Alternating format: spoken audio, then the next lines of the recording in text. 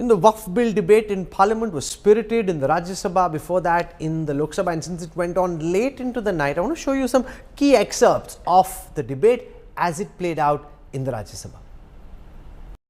आप लोग ने बार बार एक बात को दोहराया कि मुसलमानों के बारे में आप क्यों चिंता करते हैं और बोलते हैं कि बीजेपी और हमारे एनडीए वालों को बीजेपी का बारे में ये मुसलमानों के बारे में बात करने का अधिकार नहीं है। तो आप चाहते हैं कि देश के लोगों ने मोदी जी के नेतृत्व में सरकार बनाया, आप चाहते हैं कि ये सरकार मुसलमानों के लिए काम नहीं करना चाहिए। आपका सोच कैसे, आप खुद सोचिए। बोलते हैं कि हमको मुसलमान के बारे में बात करने का अधिकार नहीं है। मुसलमानों के बारे में बोलने का और सोचने का अधिकार सिर्फ उनके पास है। आप कॉन्स्टिट्यूशन का बात करते हैं। भारत का जो सरकार है, किसी को धर्म के आधार पर तो आप अपना काम नहीं कर सकते। सबको नागरिक, भारतीय नागरिक होने के नाते सबको एक दृष्टिकोण से हमको देखना होता है, सबको बराबर देखना होता है। जब मोदी जी ने कह दिया कि सबका साथ सबका विकास, वही तो संविधान का स्पिरिट है। फिर आप बार बार बोलते हैं कि हमको मुसलमानों के बारे में चिंता क्यों करना है। तो आप बताइए, मुझे एक चीज का जवाब दे दीजिए, अभी नहीं, आप सोच के बाद में जवाब दीजिए। आप कहते हैं कि मुसलमानों में बहुत गरीबी है और गरीबों के लिए सोचना चाहिए। इस देश में आजादी से लेकर के लगभग 60 वर्ष तक आपने सरकार चलाया, विशेष करके कांग्रेस पार्टी। तो अगर मुसलमान गरीब है, मुसलमानों में गरीबी ज्यादा है, तो किसने बनाया? आपने बनाया। उसको ठीक करने के लिए नरेंद्र मोदी जी के नेतृत्व में हमको काम करना पड़ रहा है। अगर गरीब मुसलमान का उत्थान हो जाते उस समय, तो हमको इतना मशक्कत करने का जरूरत ही नहीं होता। आपने अधूरा छोड़ा है, काम नहीं कर पाया, हम कर रहे हैं। हम तो सिर्फ समर्थन मांग रहे हैं आपको। इसलिए अध्यक्ष सभापति महोदय जी, ऐसा पॉइंट मैं सोच रहा था कि इतना वरिष्ठ लोग क्यों ऐसा सवाल करते हैं। अपना ही फेलियर को खुद ही पर्दाफाश कर रहे थे दिन भर। आपको जो बात हमको कहना चाहिए वो आप खुद ही अपना पर्दाफाश, अपने आप को एक्सपोज कर रहे थे। और मैं मन ही मन सोच रहे थे कि मैं यहाँ हाउस में इतना तो नहीं बोलूंगा, लेकिन बाहर जरूर बोलूंगा कि आपका ये जवाब है। दूसरी बात, जो ट्रस्ट और किसी ने कहा कि वक्फ, ये जो है एक रिलीजियस है, एक रिलीजियस नहीं है। हम लोग ने सुप्रीम कोर्ट, हाई कोर्ट का रूलिंग का भी काफी जिक्र किया। मैं दोबारा नाम लेकर के रिपीट नहीं करना चाहता। हमने बार बार कहा वक्फ प्रॉपर्टी में कोई हस्तक्षेप नहीं किया जा रहा है, कोई कर भी नहीं सकता है। कोई रिलीजियस इंस्टीट्यूशन में आपने काशी विश्वनाथ के बारे में कहा, तिरुपति में कहा, या कोई चर्च का, कोई यहाँ में दिल्ली में ये निजामुद्दीन दरगाह हो सकते हैं, हमारा यहाँ जमा मस्जिद हो सकते हैं, उसमें कोई गैर मुसलमान जाके क्या कमेटी में मेंबर हो सकता है? क्या नहीं हो सकता है? वो रिलीजियस बॉडी है। बार बार बताया गया कि जैसे ट्रस्ट को निगरानी करने के लिए चैरिटी कमिश्नर होता है, चैरिटी कमिश्नर तो एक सरकारी बॉडी होता है, उसी प्रकार वक्फ बोर्ड जो है एक स्टैट्यूटरी बॉडी होता है। और आप स्टैट्यूटरी बॉडी को कहते हैं कि सिर्फ मुसलमान ही रहना चाहिए। अगर उसमें सिर्फ मुसलमान ही होते और वक्फ बोर्ड का जो, अगर जमीन का विवाद एक हिंदू और एक मुस्लिम बोर्ड का बीच में अगर विवाद होता, तो आप उसको कैसे ठीक करेंगे? क्योंकि विवाद तो सिर्फ मुसलमान आपस में सिर्फ नहीं होता है। वक्फ बोर्ड का जो विवाद होता है वो गैर मुसलमान के साथ भी होता है।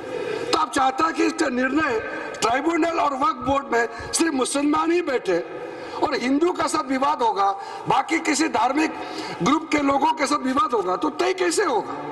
ये जो गवर्नमेंट का स्टैट्यूटरी बॉडी होता है, ये सेकुलर होना चाहिए, इसमें सब लोग बैठना चाहिए। फिर भी हमने कहा कि रेस्ट्रिक्शन किया है कि यहाँ इतना ही गैर मुस्लिम हो सकता है। मेजोरिटी अब 22 मेंबर में अगर मैक्सिमम 4 होता है, वो 4 क्या आपको वहां निर्णय बदल सकता है? वो सिर्फ योगदान कर सकता है, अपना एक्सपर्टाइज दे करके वहां काम करने का वैल्यू को बढ़ा सकता है। तो इस प्रकार का कई लोग, इसलिए मैं कहना चाहता हूं कि आप लोग समझदार नहीं है, तो ये मैं कह नहीं सकता हूं क्योंकि समझदार ही है, लेकिन कहने का जो तरीका या आपका सोचने का तरीका, इसमें और हमारे सोचने का तरीका में अंतर है। अदरवाइज सर, मल्लिकार्जुन खड़गे जी ने तो कितना बात कहा, लेकिन वरिष्ठ नेता है, सुबह भी बड़ा दुख के साथ उन्होंने कहा मैं जवाब देना चाहता, तो हमारा एक साथी ने डिस्टर्ब किया इसलिए नहीं बोला। मैं बहुत इज्जत करता हूँ, जवाब देना चाहता हूँ, लेकिन हमको मत बोलिए कि मंत्री जी ने मेरा किसी पॉइंट का जवाब नहीं दिया, क्योंकि आपका पॉइंट जवाब देखा था बहुत लंबा हो जाएगा। सिर्फ मैं इंपॉर्टेंट पॉइंट को कह करके समाप्त करना चाहता हूँ। आप कभी भी ये नहीं भूलना चाहिए कि जब एक बार वक्फ क्रिएट हो जाता है, आप उसको रिवर्स नहीं कर सकता है। Once a waqf is always a waqf. कोई प्रॉपर्टी को अगर जो वक्फ डिक्लेयर करता है, इसलिए सोच समझ के करना चाहिए, क्योंकि डिक्लेयर हो जाने के बाद आप उसका स्टेटस को बदल नहीं सकता है। ये आप एक पायस चैरिटेबल रिलीजियस पर्पस के लिए वक्फ डिक्लेयर करता है, रिवर्स हो नहीं सकता है। तो आप सोचते हैं कि ऐसे ही मनमानी डिक्लेयर करने दिया जाएगा? कैसे आप ये विचार आ सकते हैं? ऐसा प्रावधान जिसका इरिवर्सिबल स्टेटस हो जाता है, तो ऐसा पोजीशन में आने से पहले अप्लाई करना पड़ता है हर तरीके, ताकि कोई चूक ना हो जाए। कितना गरीब लोग हैं मेरे पास में, अगर मैं आपको पूरा पढ़ के बताऊंगा, हजारों लोग डेलीगेशन मेरे पास में आए, गरीब मुसलमान, पसमंदा के लोग, आगा कानिस के लोग, सुन्नी सिया, सब लोग आए। सबने कहा कि ये जो आप वक्फ अमेंडमेंट बिल लेके आ रहे हैं, उसको जल्दी से जल्दी पारित होना चाहिए, क्योंकि चंद लोग, मैं आपको आरोप नहीं लगा रहा हूं, लेकिन चंद लोग पूरा दुनिया का सबसे बड़ा प्रॉपर्टी, वक्फ प्रॉपर्टी को हिंदुस्तान में कब्जा करके रखा हुआ है। मेरी ये किस्मत अच्छी है कि सुनने के लिए गृह मंत्री भी यहाँ है, लेकिन गुफ्तगू कर रहे हैं, उसमें मैं डिस्टर्ब नहीं करना चाहता हूँ कि आपके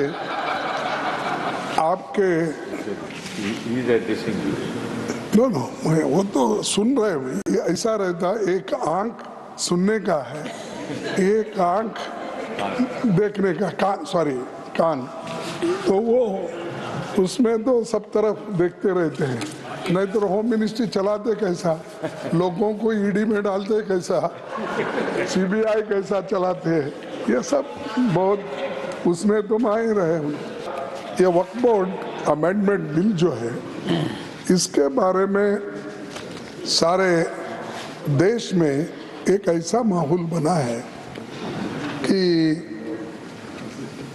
माइनॉरिटीज को तंग करने के लिए ये बिल लाया गया है।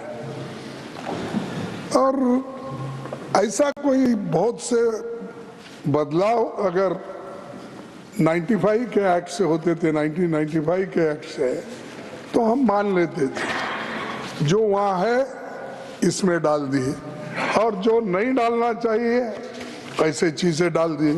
एक तरफ बजट काट रहे हो, दूसरे तरफ 250 बजट को आप खर्च नहीं कर रहे। तो ये दर्शाता है कि आप माइनॉरिटी इकोनॉमिकली डेवलपमेंट करने के लिए या उनको एजुकेशन या हर तरीके की सहूलत देने के लिए आप तैयार नहीं हैं।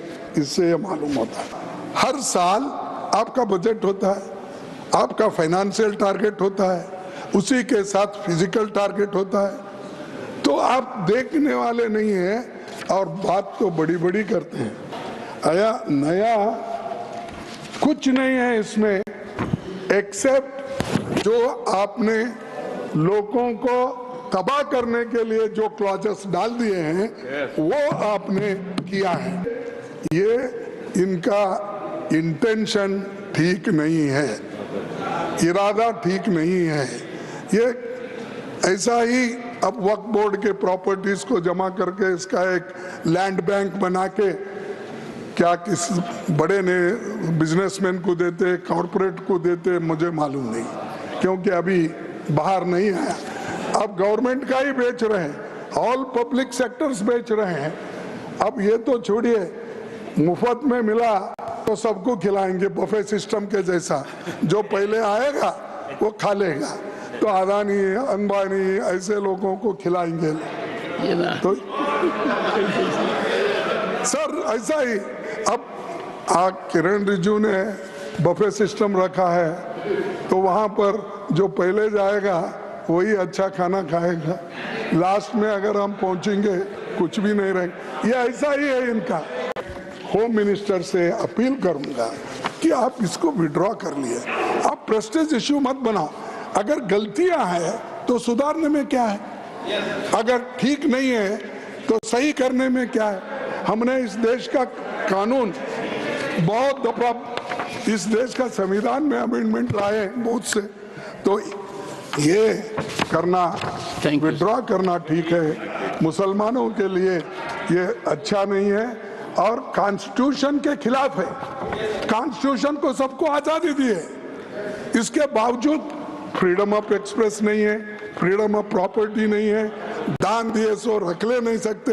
ये चीजें करना ये समाज के लिए ठीक नहीं। और जो शांति और सौहार्दता इस देश में है उसको आप कायम रखने की कोशिश करो। मैं एक शायरी सुना कभी तो लिख लो। नजर नहीं है नजारों की बात करते हैं, नजर नहीं है नजरों की बात करते हैं। हाँ, नजर नहीं है नजारों की बात करते हैं, जमी पे चांद सितारों की बात करते हैं। वो हाथ जोड़कर बस्ती को लूटने वाले, वो हाथ जोड़कर बस्ती को लूटने वाले भरी सभा में सुधारों की बात करते हैं। सबसे पहले हमारे नेता सदन माननीय नड्डा जी ने बताया कि किस विस्तार के साथ इस वक्फ कमेटी ने काम किया, किस शिद्दत के साथ हमारी सरकार ने काम किया।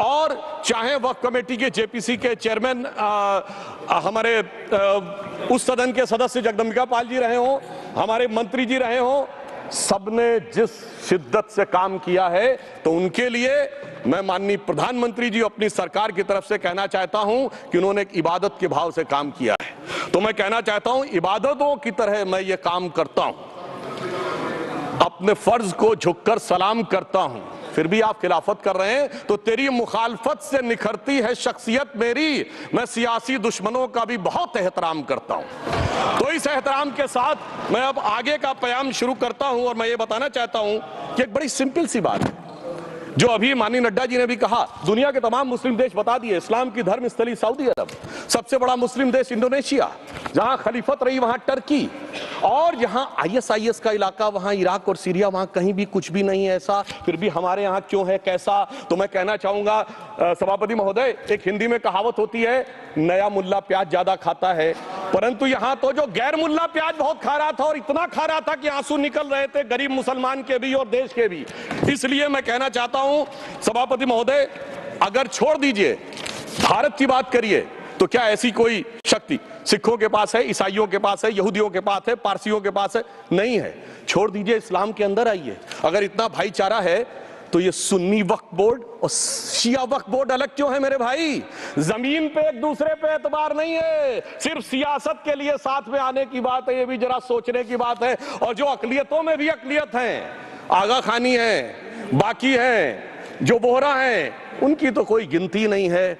हमारी सरकार ने पहली बार मुस्लिम समाज के अंदर भी ईमानदारी से सबको समान प्रतिनिधित्व देते हुए एक नई सुबह के नए वक्फ का आगाज किया है। इसके लिए मैं सरकार को बधाई देना चाहता हूं। और सिर्फ ऐसा ही नहीं है, मुस्लिम समाज के अनेक लोग इस प्रकार के नियमों से बहुत प्रभावित हुए और बहुत प्रताड़ित हुए, जिसके अनेक उदाहरण बहुत लोगों ने बताए होंगे। मोहम्मदन एजुकेशन सोसाइटी कोल्हापुर का केस है, ईदगाह मैदान हुबली का केस है, जिस पर सुप्रीम कोर्ट ने साफ साफ उसको हुबली धारवाड़ म्युनिसिपल कॉर्पोरेशन को वापस कर दिया।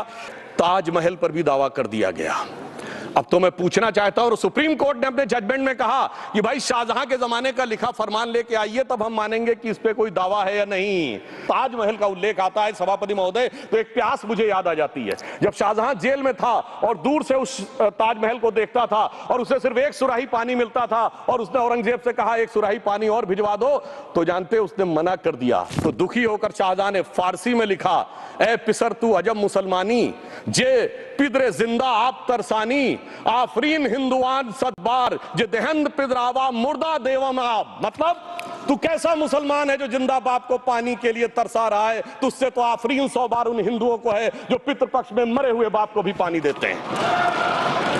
इन जरूरतमंद मुसलमानों की लड़ाई के लिए मैं कह सकता हूं कि ये गरीब मुसलमानों के दिल की कसक और कट्टरपंथी वोट के ठेकेदारों के मन की ठसक के बीच में हमारी सरकार ने उस कसक का साथ दिया है, जिसके लिए मैं मानता हूं गरीब और पसमानदा मुसलमान निश्चित रूप से उनका आभारी होगा।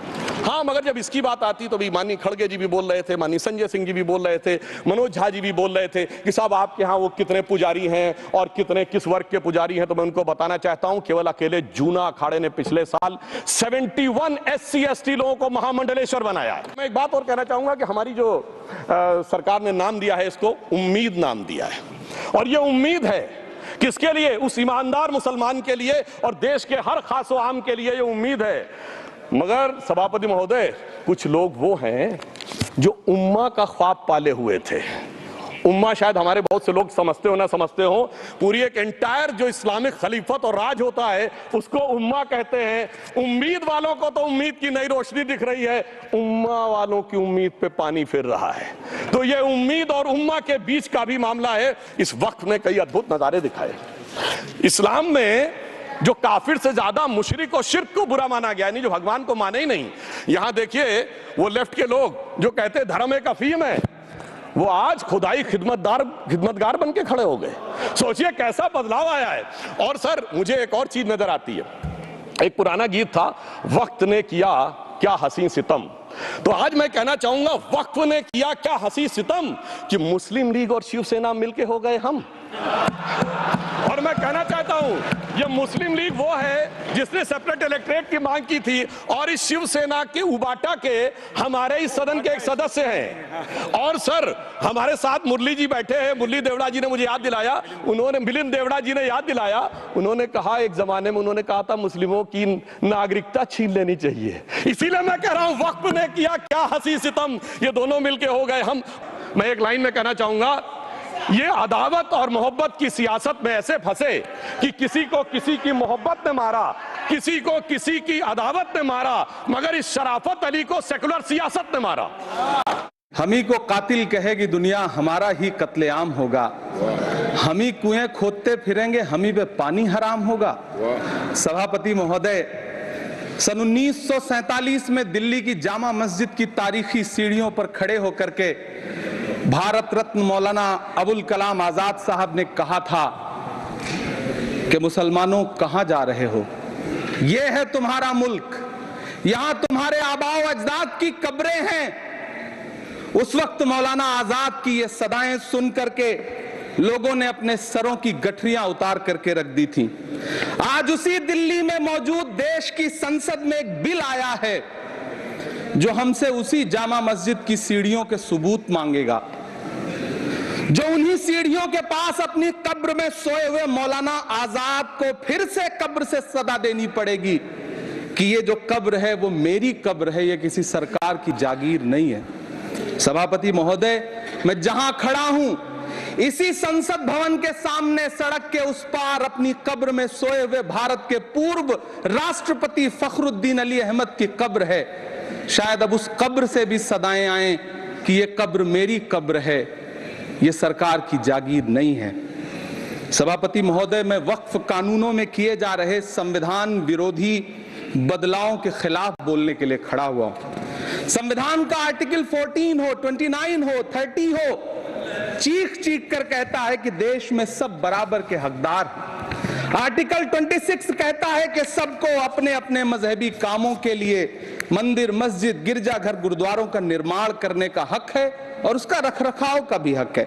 लेकिन डॉक्टर बाबा साहब अंबेडकर के संविधान को हर दिन कुचलने वाली ये सरकार देश के मुसलमानों से नफरत में इतनी अंधी हो गई है कि खुलेआम देश की संसद में देश सरकार के माइनॉरिटी मिनिस्टर साहब और होम मिनिस्टर साहब झूठ बोलते हैं और देश को गुमराह करते हैं, झूठ शब्द असत्य बोलते हैं। सरकार ने इस बिल का नाम उम्मीद रखा है। मंत्री जी कल से इसे देश के मुसलमानों के लिए नई उम्मीद बता रहे हैं। नहीं मंत्री जी, न तो ये बिल मुसलमानों के लिए नई उम्मीद है और न ही उम्मीद की नई किरण। सभापति महोदय, भाजपा ने पूरे देश में वक्फ के नाम पर कई सारे झूठ फैलाए हैं। आइए आज उनकी सच्चाई पर बात करते हैं। वक्फ ट्रिब्यूनल को ऐसे बताया जाता है जैसे वक्फ ट्रिब्यूनल कोई मजहबी खाप पंचायत हो।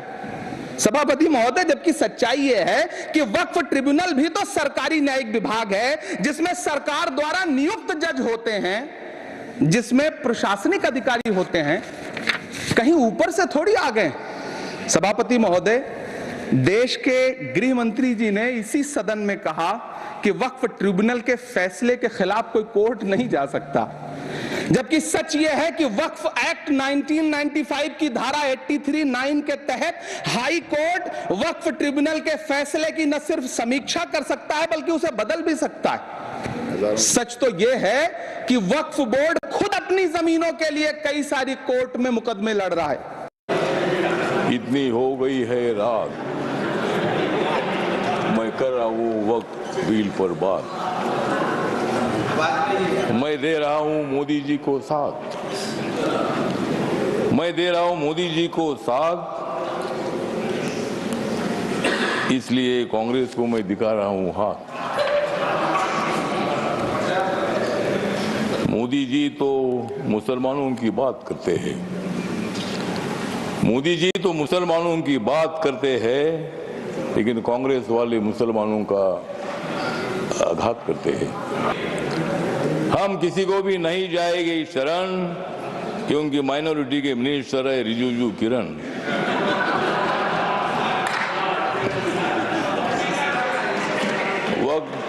वक्फ बिल का हम करते हैं स्मरण, वक्फ बिल का हम करते हैं स्मरण, लेकिन अपोजिशन को हम करा देंगे हरण।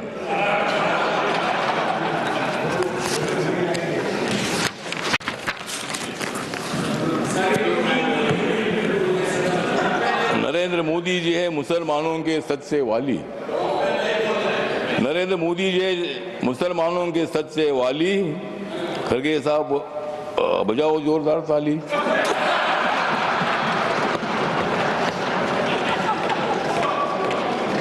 मत दे दो रोज मोदी साहब को गाली, मत दे दो रोज मोदी साहब को गाली, नहीं तो कुर्सी करो खाली। विरोधी दलों की रात हो रही है काली, विरोधी दलों की रात हो रही है काली, नड्डा साहब बजाओ तुम भी ताली। प्रस्ताव स्वीकृत हुआ और विधेयक यथा संशोधित पारित हुआ। Waqf Amendment Bill gets Parliament nod. The bill is passed. After 2 days of fiery debate, the bill renamed Ummeed was passed by both Lok Sabha and Rajya Sabha. Prime Minister Narendra Modi, who is on a foreign visit, hailed the passage of the bill. The Prime Minister said the passage of the bill marked a watershed moment and that the amendment law will help those who have long remained on the margins, denied both voice and opportunity. Waqf amendment bill को सब लोग support किए हैं। कई विपक्ष के MPs हमको आके कहा है कि निजी तौर पर सपोर्ट करते हैं, अच्छा बिल है। Somebody once asked, After strongly protesting against the Waqf Amendment Bill in Parliament, the Congress is now preparing to move the Supreme Court once the bill gets Parliament's nod. संविधान के संरक्षण की जिम्मेदारी तो सुप्रीम कोर्ट की है, संविधान का कस्टोडियन तो सुप्रीम कोर्ट है, तो सुप्रीम कोर्ट को देखना है कि किस तरह से किया गया है। जो हमारे पास लीगल रास्ते होंगे, क्योंकि मैं कोई कानूनविद नहीं हूँ, तो इसके अंदर सबसे मशवरा कर करके, सबसे राय कर करके तब इसमें कदम आगे बढ़ाया जाएगा। This is the clear attitude. So this is a clear-cut attitude of the central government on minorities, especially on Christians. Sometimes they will tell about the Munambam issue when Waqf bill is coming. Now you see the real color. Their anti-minority attitude. Meanwhile, protests erupted in many states against the Waqf bill. Protesters with black bands in their arms like this, or they're lying down on the streets. As I said, this is a very busy intersection. Heavy police presence, senior police officers are here trying to man the streets because, as I said, this is a very crucial intersection. Waqf bill को लेकर जो है विरोध अभी भी चल रहा है। भले संसद से बिल पारित हो गया, पर अभी भी यहाँ पे लोग जो है डटे हुए हैं। अहमदाबाद की सीदी सैयद की जाली के बाहर जो है ये विरोध किया जा रहा है। उनकी मांग है कि वक्फ जो है वो बिल वापस लिया जाए। यहाँ पे जो बैनर्स हैं वो बैनर्स लगाए गए हैं, यूसीसी और वक्फ जो है दोनों वापस लिया जाए। ये नहीं होना चाहिए। इससे जो माइनॉरिटीज़ हैं, मुसलमान हैं, उनका इंस्टीट्यूशन है ये, और इस तरह से उसको बुलडोज करके पार्लियामेंट में, राज्यसभा में इसको पास करना, मैं समझती हूँ कि ये डाका डालने के बराबर है, जो बहुत गलत है, जो नहीं होना चाहिए। Meanwhile, senior leaders of the JDU have resigned from the party, citing disagreement over its support to the Waqf Amendment Bill.